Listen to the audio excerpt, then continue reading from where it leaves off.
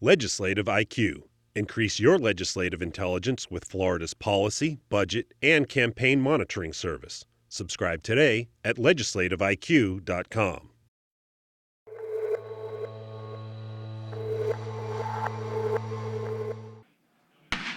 The Florida House ran through the differences between the state budget they're about to vote on and the one they passed during regular session. We provide for a $1 billion low-income pool as authorized by federal CMS. The federal government was set to end a program known as the Low Income Pool, or LIP, that provides money to hospitals serving low-income patients.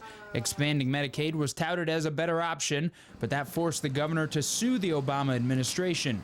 The feds backed off and have agreed to provide reduced funds for the next 2 years. Lawmakers had to use general revenue money from the budget in order to fill some of the health care gaps, something the governor didn't want to do.